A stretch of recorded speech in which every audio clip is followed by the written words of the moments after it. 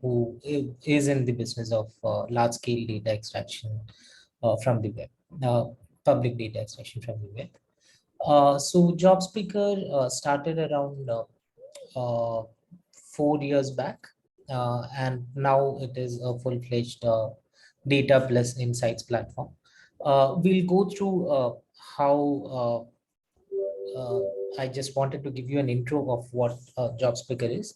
We'll go through how the e-learning landscape has evolved, how we as JobSpeaker enable e-learning companies and uh, other corporates in the segment to take decisions for their courses and skilling decision making. Some of our future plans, and we'll open it up for Q&A. Before we start, if anyone has any specific requirement or things that you wish us to be answering in this session, please feel free to put it in chat or Q&A so that I can touch upon those problems when we go through the slides rather than keeping it at the end. So always feel free to either raise your hands or ask your questions. So I think, or just before we start, can we just have a show of hands on how many people are actually handling e-learning as part of your company, or say in the learning and development space for a corporate?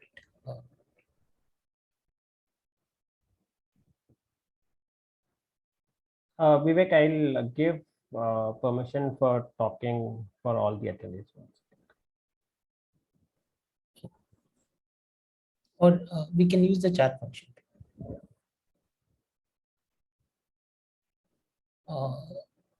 It might become a little confusing if there are multiple people. Okay, no problem. If you have any specific questions or comments, just feel free to use the chat option. All right, so this was a report that came out in 2020 from World Economic Forum that the whole landscape of skills and the kind of jobs which we see today is bound to change. And I think after COVID, it has already taken huge strides on, and we already see a transformed state emerging in the market. The labor market itself is in a turbulent environment right now. So it's imperative for all companies, even if you are not in the skills business, so to speak, to keep an eye out for what changes are happening in the market, just to be ahead of the curve. So skills is the new currency. As a data company, we would tend to believe it is data, but I believe it's skills that's the new currency. So demand of the labor market, how do we, so I think this is what I touched upon earlier also, how do we handle these seismic shifts in the labor market? How do we handle training of these large talent pool which we have? If jobs are becoming obsolete, how can we reskill them? What are the challenges that come up in doing so?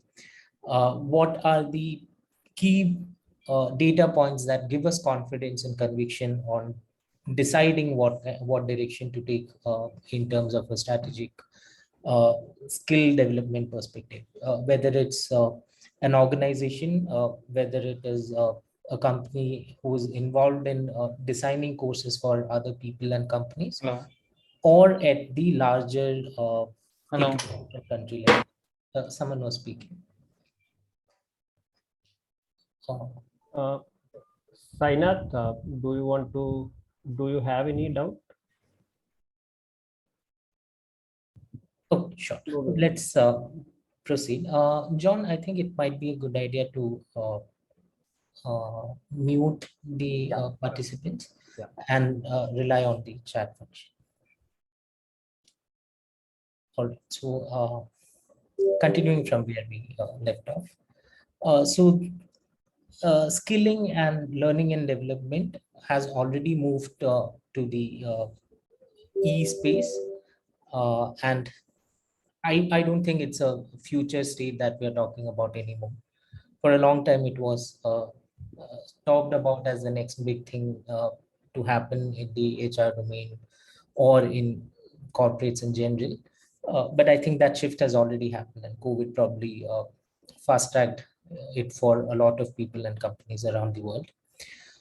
And now it's accessible across the globe. Anyone from any part of the world has access to any kind of content or any learning material via internet. And there are a lot of amazing companies and organizations that work towards building a better workforce and working uh, talent pool, so to speak. So connecting people to employment via skills is a globally mission critical area for all companies. So how do job speaker help? From here on, I think we are going to specifics on how job speaker would help. I'll probably run you through a couple of use cases, couple of scenarios on how we as a company work with e-learning companies. So I'll use the word enablers for companies that are involved in designing courses for others. And corporates for organizations that have an L&D function or is into, or if you are from a corporate in the domain of skilling and learning and development, I would loosely be using the term corporate, an enabler for an actual e-learning company. So we do have customers from both spaces. We have more customers from the e-learning space, the enabler space, and a few from the corporate segment. So how do we help? We help by giving real-time comprehensive labor market data. So this is the demand side of data, that is the job postings data from across the world. So irrespective of which geography we are speaking about or which language the job is posted we scan the internet to get as many job postings data as possible across the web, filter it out, deduplicate, understand more context from the data, understand what skills are being talked about, what kind of experience levels, salary levels, what kind of company is hiring, whether it's a private company, public company, how big the company is, which industry it belongs to, etc., comes into play. So there is a lot of data as we speak, and as job speaker, we work with e-learning companies to help build relevant courses by giving insights on what kind of job roles and skills are popular in a given market, in a given industry, in a given region, within a particular company versus different companies, etc. So it's quite exhaustive in that nature, but it's narrow when it comes to the kind of data that we analyze. So we currently have only job postings data that we analyze. We don't have any external data in our platform as of today. So broadly, there are two products from JobSpeaker. One is called the data feeds, and the other is called the insights. So data feeds can be seen as something where you want to build your own application. Say if you're an e-learning company and you want to build a candidate to job matching process or a program where your candidates are being placed to different opportunities and different companies, we can provide you with the job postings data in a very granular and filtered format, which can be either built as a private job board for your candidates or for your own analysis of how the market situation is, to understand how the market situation looks. And the second one is the Job Speaker Insights. So that is the ready to go analytics platform where you can directly get insights on various things across the labor demand side of things.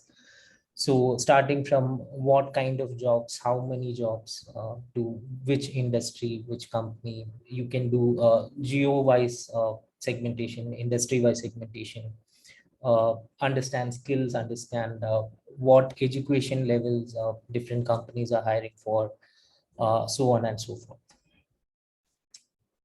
So as I said, Job Speaker Data Feed is to basically build your own data intelligence platform, as well as create your own private job boards for your candidates.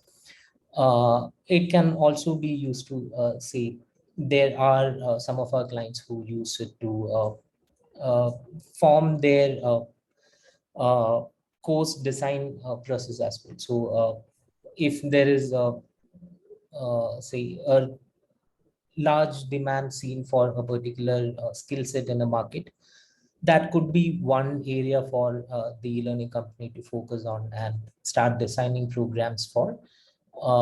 And we also have uh, insights on how many job roles are open for a given skill set, how long it usually takes to close a job role, etc. So that gives a real good sense of the ease of hiring for a job and how much demand there is for a particular kind of skill in the market.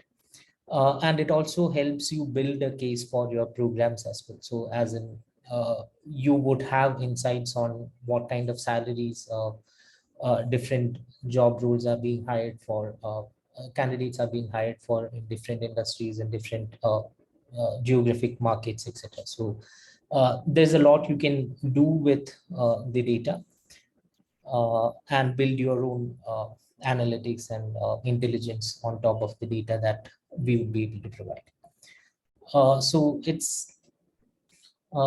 the data granularity goes into a lot of details. I'll just leave this slide here and move forward.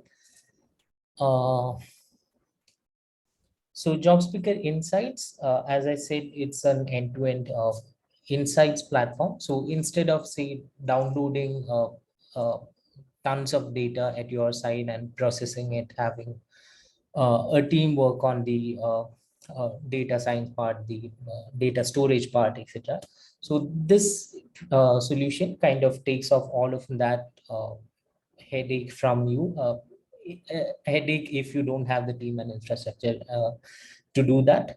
If you have the team and infrastructure, I think data would give you a lot more flexibility in terms of what you can do with it.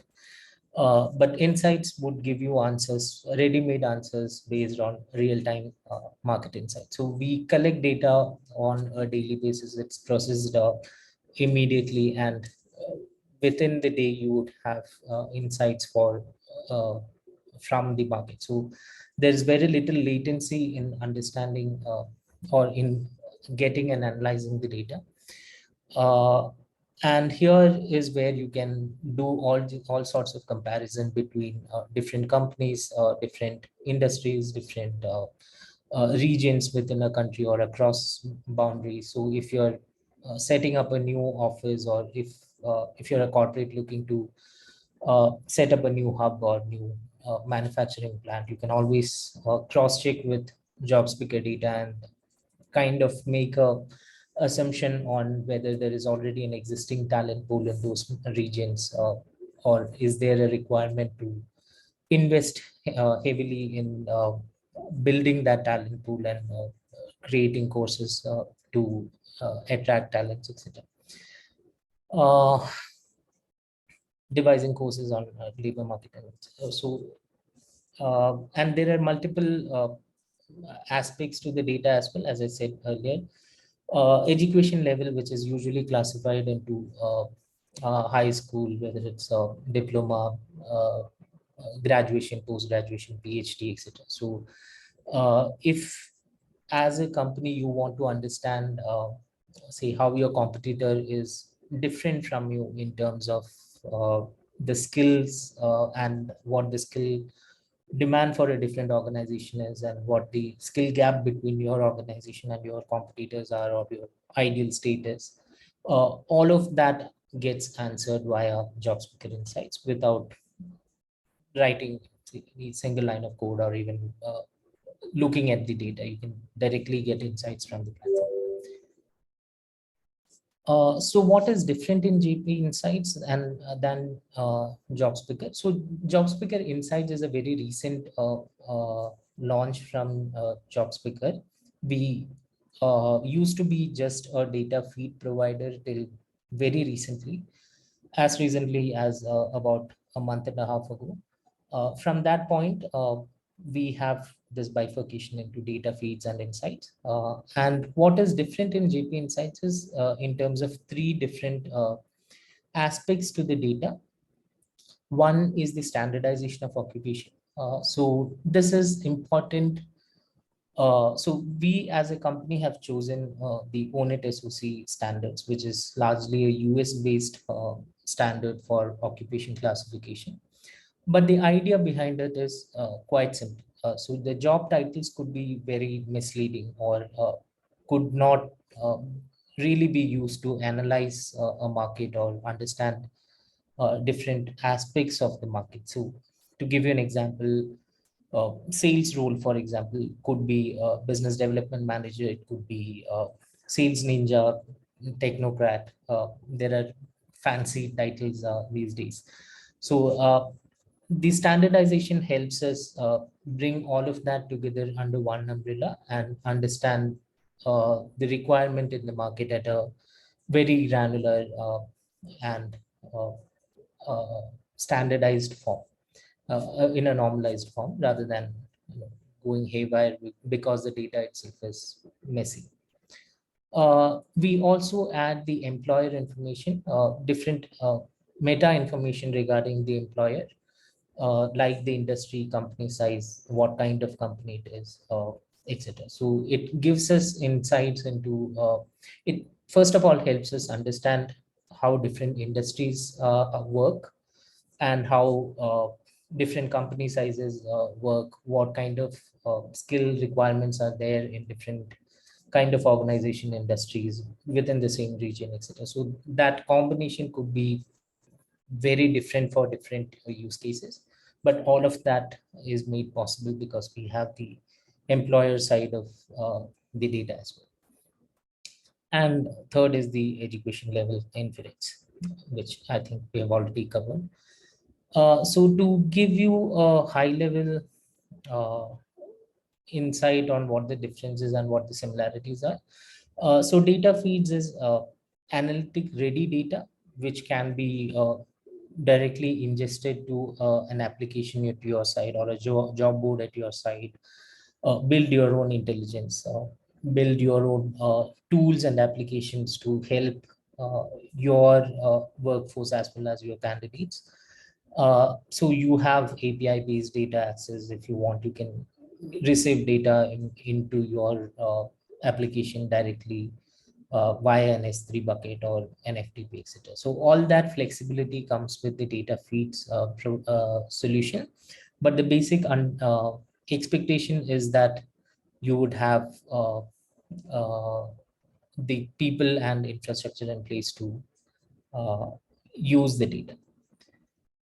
And insights is where you have ready to use insights available for ready consumption. You don't really need a team or infrastructure or anything for that matter to get insights. You can directly select the countries, the companies, the industries you want to analyze, and all of it is available as graphs and tables and reports.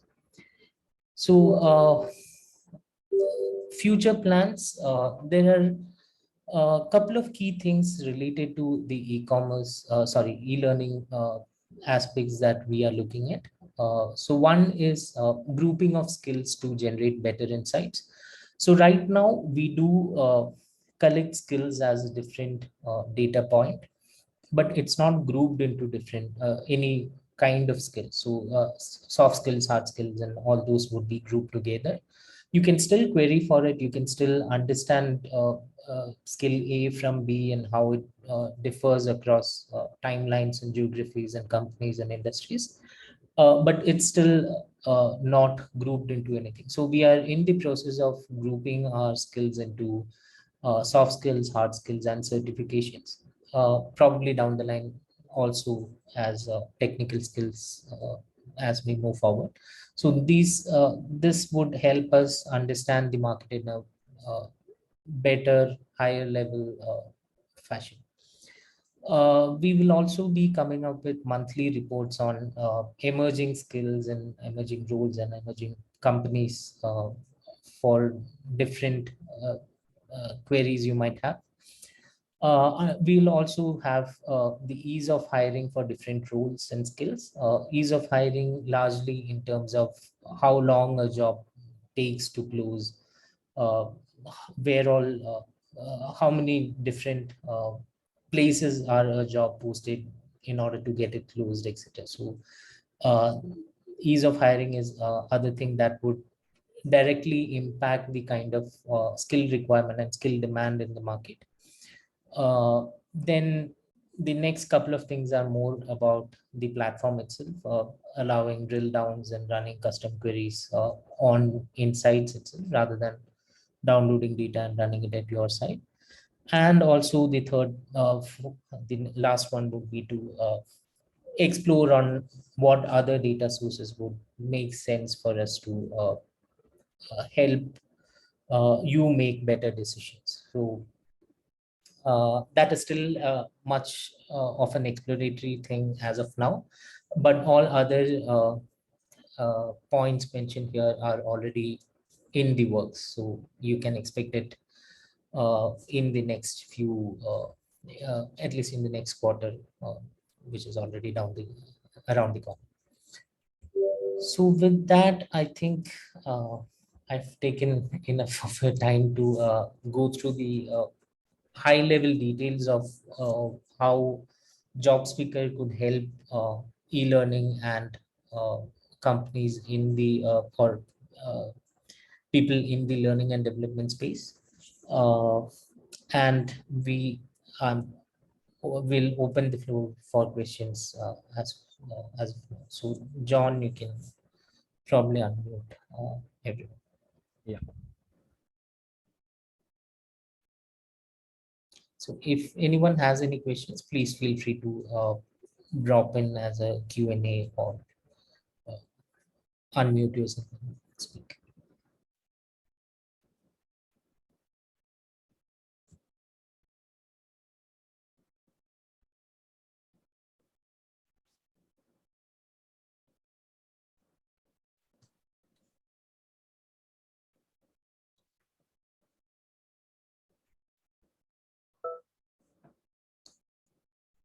All right. So I think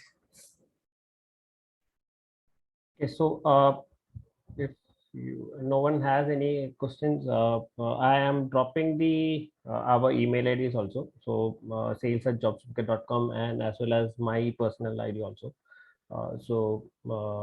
If you have any queries, you can send us an email also. also if it's not any question, anything related to the e-learning space or any general discussion on how our clients use our data or insights, happy to have conversations on that.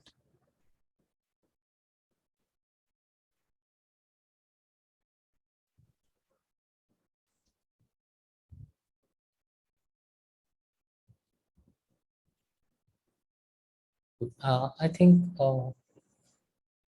we have a couple of more minutes for the end. So if there are no questions, I believe we can wrap up. Uh, John, Yeah, sure.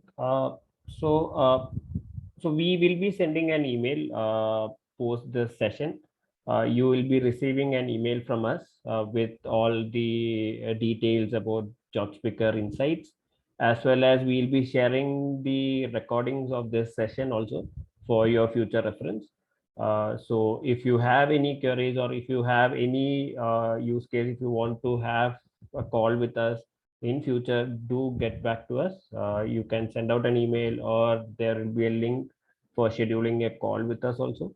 So yeah, thank you for attending this webinar session. Thank you.